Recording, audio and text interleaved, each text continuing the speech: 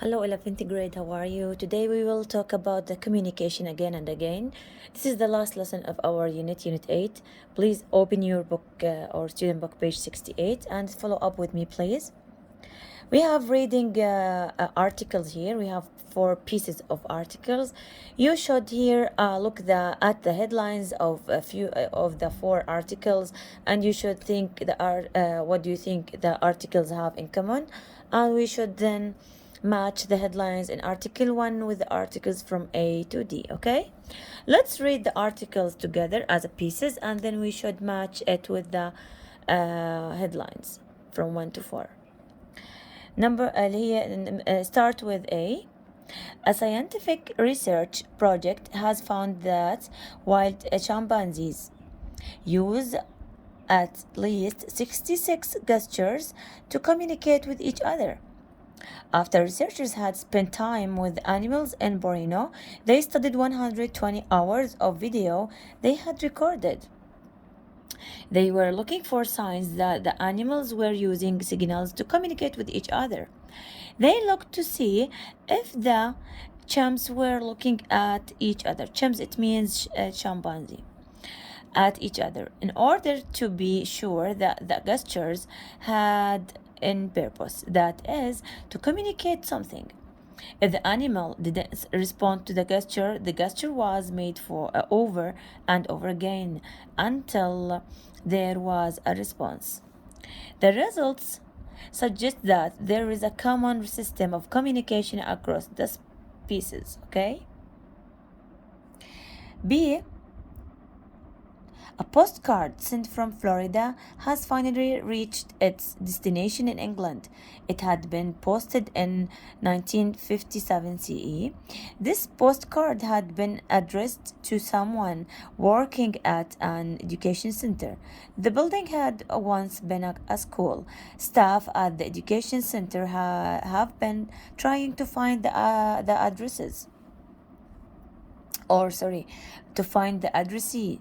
Okay, the card, which appears to have been written by a grandparent, describes a trip to Florida, USA.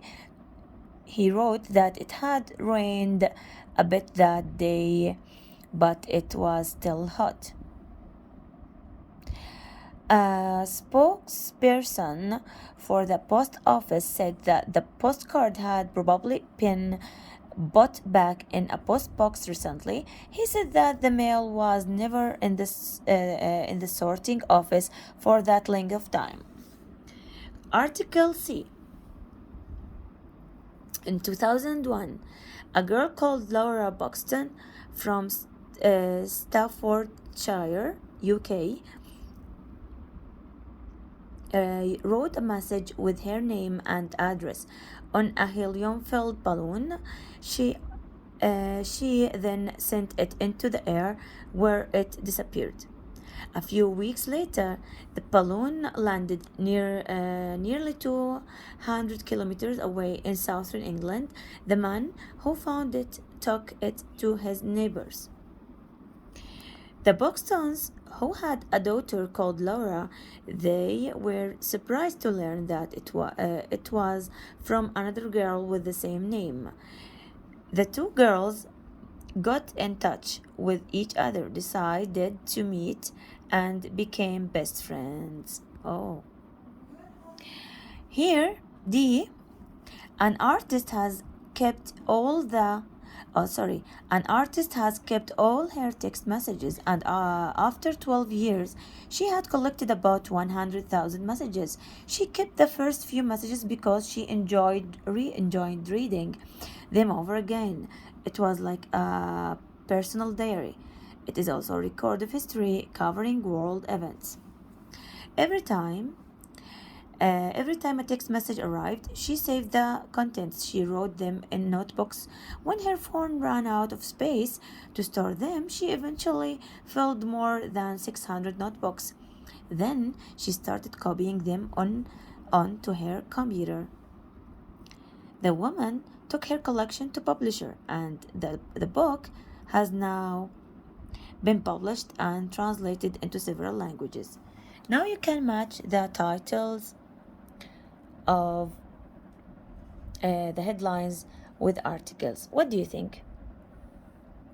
Number one, holiday message is 50 years late. With which one do you think?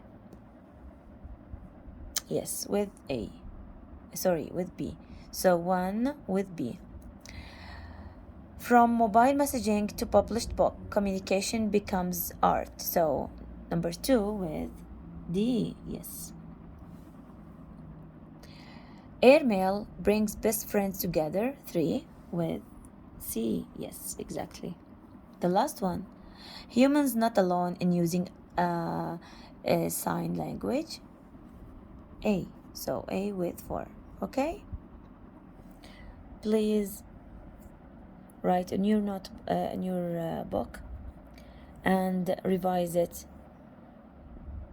carefully. Okay?